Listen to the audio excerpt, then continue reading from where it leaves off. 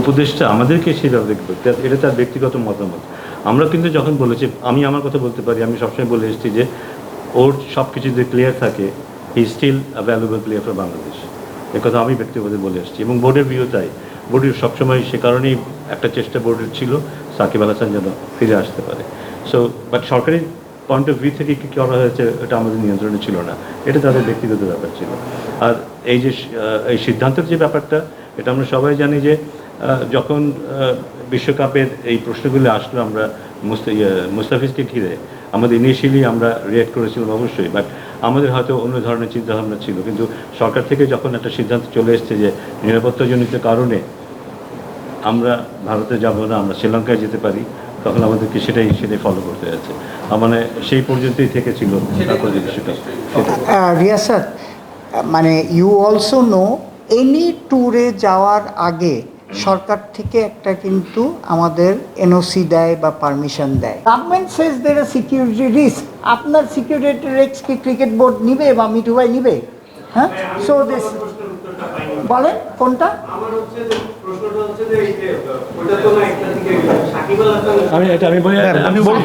হ্যাঁ হ্যাঁ, সাকিব আল হাসানের প্রসঙ্গ কিন্তু আমরা একবারও তুলি নেই, একবারও তুলে নেই কিন্তু। You are the one who is raising this question. এখন সাকিব নিয়ে প্রসঙ্গে কথা হবে, কিন্তু না হলে কিন্তু সাকিবের কথাই আসতো না। সাকিবের সিচুয়েশন ভাই, সাকিবের সিচুয়েশন, আমি একটা কথা বলি, তারপর বাবু ভাই বলবে। সাকিবের সিচুয়েশন আমিও বলেছি, Shakib is our greatest player ever produced by Bangladesh, এটা সবাই এগ্রি করি ভাই। না না, প্রসঙ্গে আসছে, আমি বলছি এইটা তো একটা। দ্বিতীয় কথা হচ্ছে সাকিবের ডিফারেন্ট মামলা আছে, যেটা cricket board can approach to the government, and Bangladesh cricket board has done several time. এবং লাস্ট টাইম যখন আমাদের আসিফ ভাই এটাকে নিয়েছে, উনি পার্সোনালি এটাকে নিয়ে কিন্তু অনেক দূর আগিয়ে দিয়েছে। এখন সাকিবুল হাসানকে আপনি জিজ্ঞেস করেন, ও যদি ওর মামলাগুলি না উঠে, he will not come to Bangladesh. কথাটা বুঝেন, ভেরি সিম্পল। এটা ক্রিকেট বোর্ডের দোষ দিয়ে লাভ নাই। না না না, এই না না, আমরা অ্যাপ্রোচ করা হয়েছে। তা আপনি যদি জানতেন তাহলে নেক্সট আপনি কালকে আমাকে টেলিফোন করেন, আমি আপনাকে বলে দিব যে কোথায়। না না না, আমি কি বলতেছি কি, আমি তো এখন বলতে পারছি না, আমি তো I am not involve, I am umpires committee, I was not involve. আমি আপনাকে বলছি যে আপনার এই কোয়েশ্চেনের উত্তর হচ্ছে যে আমরা অ্যাপ্রোচ করা হয়েছে গভর্নমেন্টে। এখন ওয়েটিং, যদি ওই সাকিবুল হাসান এর রিকোয়ারমেন্ট অ্যান্ড আমাদের গভর্নমেন্ট আর আমরা কতটুকু সাহায্য করতে পারি, এটা যদি ম্যাচ করে তাহলেই আসবে। কিন্তু আমরা এখনও চাই সাকিবুল হাসান আসুক। জি, আমার কাছে মনে হয় ভাই, জি জি প্লিজ রিয়াসাত ভাই, প্লিজ জি। চেয়ারম্যানকে জি, না না, কেন আমাকে প্লিজ, এই যে জি জি ভাই প্লিজ। যদি কোনো জায়গায় পুকুর থাকে কিন্তু ওটাতে পানি না থাকে, হ্যাঁ, তাহলে কি ডুবে পড়ার চান্স থাকে কিনা কারো?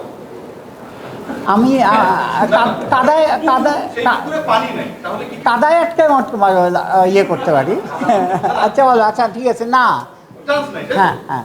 তো আপনারা বলছেন যে দর্শকদের নিয়ে অনেক সিকিউরিটি রিস্ক ছিল, যেখানে ভিসাও, সেখানে আপনারা দর্শকদের নিয়ে সিকিউরিটি রিস্ক করে ফেলেন ওয়ার্ল্ড কাপে। দর্শক was one of them. First was players, second was আমাদের, হ্যাঁ না, প্লেয়ারদের থেকেও বেসিক্যালি যারা, না অনেকেরই তো ভিসা ছিল, আমারও যেরকম ভিসা ছিল, বাকি যারা সাংবাদিকরা পেত। হ্যাঁ, সো এখানে যদি তখন কনসার্ন ছিল, আমি একটা কথা বলি, আমি শোনেন, হ্যাঁ ঠিক আছে, হ্যাঁ কনসার্ন ছিল। যখন একটা জিনিস হয়, আপনি যখন এই সিটের এখানে বসে থাকেন, এত সহজে কিন্তু ডিসিশনটা নেওয়া যায় না। আপনি কি বাধাটা, যখন আপনার গভর্নমেন্ট থেকে বলছে ইউ আর নট সিকিউরিটি, আমি তো সিকিউরিটি এজেন্সি না ভাই। এইটা আমি কমেন্ট করতে চাই না, কারণ এটা গভর্নমেন্টের ব্যাপার। এখনও গভর্নমেন্টের কী স্টান্স, তখন কী স্টান্স, এইগুলিতে আমরা ক্রিকেট ছাড়া অন্য কোনো ব্যাপারে আমরা অ্যাকচুয়ালি কমেন্ট করা উচিত না। কিসের প্রস্তাব আপা? জিনিসটা হচ্ছে ভেরি সিকিউরিটি হচ্ছে যখন চিঠি লিখেছি ফরেন মিনিস্ট্রিতে লেখা হয়েছে, তারপর সেই চিঠি গেছে, ওখান থেকে চিঠির উত্তর দিয়েছে। তো সেই উত্তর আমি তো আপনার কথা, আপনি কালকে যদি রিয়াসতের কিছু হয় বা এখানে হ্যাঁ তাহলে আমার মনে হয় আমরা শেষ করি। রাখো Please. রাখো। আচ্ছা আমার মনে হয় আমরা শেষ করি। লাস্ট কোশ্চেন এই চলবে ভাই।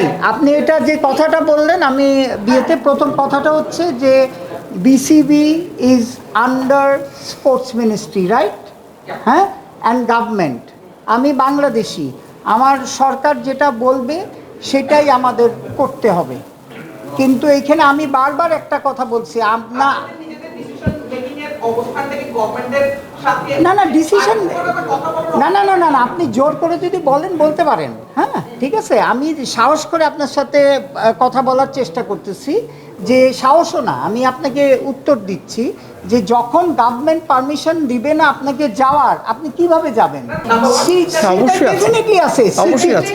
গভর্নমেন্টের সঙ্গে নেগোসিয়েশনের যে কথাবার্তাটা বিসিবি সেই পজিশনে যেতে চাচ্ছিল কিনা? ডেফিনেটলি যেতে চাচ্ছে। আমার কথা শোন, প্রথম কথা ডেফিনেটলি যেতে চাচ্ছিল। আপনি তো বারবার বলা হচ্ছে যে আমরা খেলতে চাইছি, প্লেয়াররা খেলতে চাইছে। এখন if government has a policy we cannot bypass. Okay, simple. এখন এইটা আপনার প্রেসিডেন্ট সাহেব আপনার ভেরি ক্লিয়ারলি বলে দিছে যে উনি বলেছে যে এইটার কনসিকুয়েন্স কী হতে পারে। এই ওয়ার্ল্ড কাপের কনসিকুয়েন্সেও কিন্তু আমরা ব্যান হয়ে যেতে পারতাম না। অনেকে বলেছে, আমি কিন্তু again I am telling you, I am not taking anybody's side. আমি জাস্ট লজিক্যালি বলছি।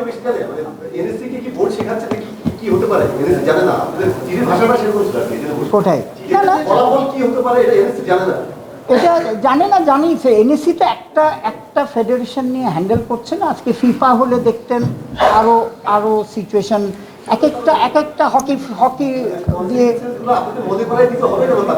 যাই হোক, এখন আমি না এটা কনসার্ন মনে করাই দিতে হচ্ছে। উনি মনে করা হয়েছে বলে এটা দেওয়া হয়েছে। কনসিকুয়েন্স মনে করা না। হ্যাঁ ঠিক আছে, ওটা আপনার যদি বলেন তো সেটা কথা না বিষয় সেটা না। এনএসসি কে তো আমরা চিঠি দিতেই পারি, এটা তো না দেওয়ার তো এটা হ্যাঁ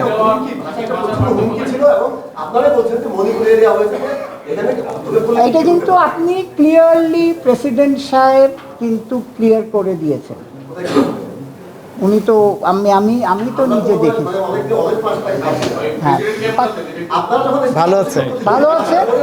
আমার মনে হয় আমরা শেষ করি। হ্যাঁ, আপনাদের সবাইকে আমার মনে হয় শেষ করি ভাই। আজকে অনেকগুলো ইস্যু হয়েছে। আমার মনে হয় আপনাদের সবাইকে আন্তরিকভাবে ধন্যবাদ। আমরা আজকের মতো শেষ করি। হয় না অনেক কোশ্চেন হয়েছে। আমার মনে হয় এটা আবার দেখলে আমার মনে হয় না আমার কোনো কথা। এখানে আমিও ছিলাম না, ছিল না, উনি বলতে পারবে। করে তারপর আমরা শর্ট লিস্ট করা হয়েছে। আপনার যে ইনফরমেশন আপনি বলছেন, ইয়েস ইট ইজ কারেক্ট, কিন্তু that we have to balance. কথাটা বলছেন, এটা সব সময় সব কোম্পানি চলার সময় হয়। যখন আপনিও একটা সংস্থায় কাজ করেন, যখন নতুন লোক নেয় তখন হয়তো একটা বেশি দিয়ে নিতে হয়, কিন্তু এটা সব কোম্পানিতে যেইভাবে ব্যালেন্স করা হবে এই ক্রিকেট বোর্ডেও সেই ব্যালেন্স করা হবে। এইটা আমার কাছে মনে হয় যে আপনারা সবাই জানেন যে আমরা ইন্টারনালি কিন্তু ওনাদের সবার সাথে যোগাযোগ করেছি, এবং এটা যে এখন করা হচ্ছে এইরকম ব্যাপারটা না। এখন তো ফর্মালি চিঠি দেওয়া হয়েছে। আমরা চেষ্টা করেছি যে সবার সাথেই ইন্টারনালি তাদের সাথে কমিউনিকেশন করে আপনার প্রিমিয়ার লিগটা শুরু করার আর কি। সুতরাং এই চেষ্টাটা যে এখন করা হয়েছে এরকম না আর কি।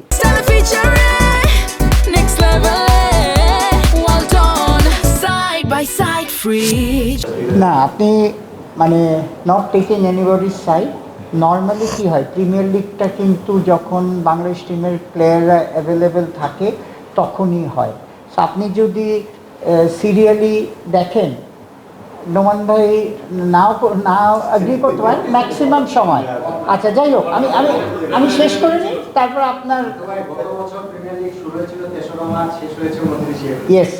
এখন না এখানে এইবার হচ্ছে যে আমাদের দেখেন জানুয়ারিতে শেষ হয়েছে, যে প্ল্যানিংটা ছিল, জানুয়ারি মাসে শেষ হয়েছে আমাদের বিপিএল, অনেক কষ্ট হয়েছে কিন্তু শেষ হয়েছে। তারপর কিন্তু ওয়ার্ল্ড কাপে যাওয়ার কথা ছিল, ওয়ার্ল্ড কাপের তো আগেই প্ল্যানিং ছিল। তারপরে যেহেতু ইলেকশনটা ছিল, হ্যাঁ, ইলেকশনের পরে তার আগে কিন্তু আমরা দেখেন first division and second division শেষ করেছে। আমরা এক্সপেক্ট করছিলাম যে, বারবার বলছি, আমি অ্যাজ এ ফর্মার ক্রিকেটার হিসেবে বলছি, কোয়াবের মেম্বার বলেন আর ইয়ে হিসেবে বলছি যে খেলার সাথে অন্য কিছু আমাদের মিক্স করা উচিত না। হ্যাঁ, সো এখন জিনিসটা হচ্ছে যে আমরা চাই, কারণ এটা আপনার এটা এগ্রি করতেই হবে যে প্লেয়ারদের, এই যে মিড লেভেল প্লেয়ারদের, আপনি প্রিমিয়ার লিগ বলেন আর এই থার্ড ডিভিশনের প্লেয়ারদের বলেন, এই খেলাটার উপরেই কিন্তু তারা সারা বছর চলে। তাদের ইকুইপমেন্ট বলেন, বাসার খরচ বলেন, প্র্যাকটিস খরচ বলেন, এটার উপর করে।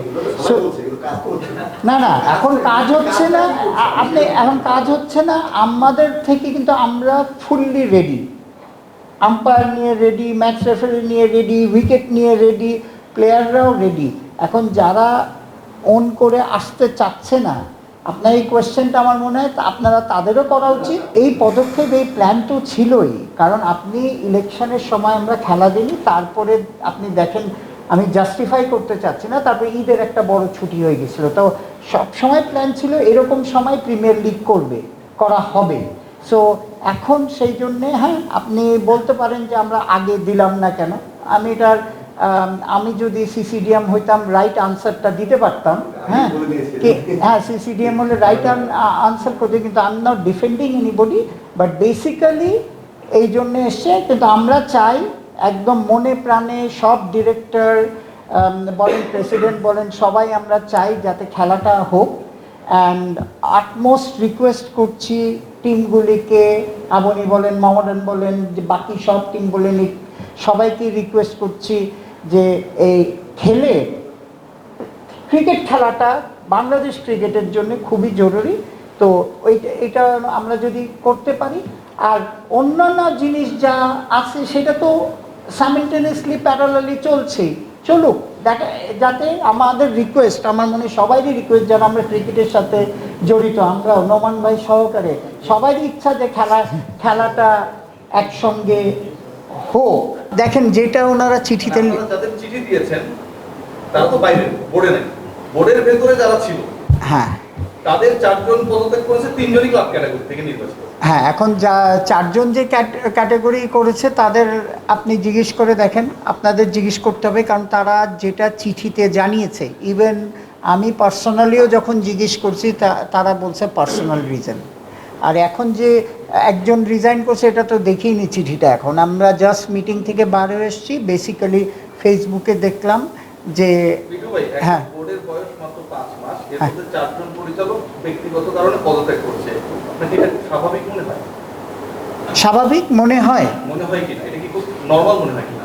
না না, স্বাভাবিক কেন বলবো যে স্বাভাবিকের তো বললাম, বা যার এটা পার্সোনাল রিজনে। আমি এখন যদি দেখতাম যে কোনো কারণে কোনো একটা ঘটনা হয়েছে, সেই ঘটনার প্রেক্ষিতে রিজাইন করেছে, হ্যাঁ, I am also a director, my colleagues, হ্যাঁ, বা ওরা যখন ডিসকাশন করে রিজাইন করেছে, এরকমও তো না।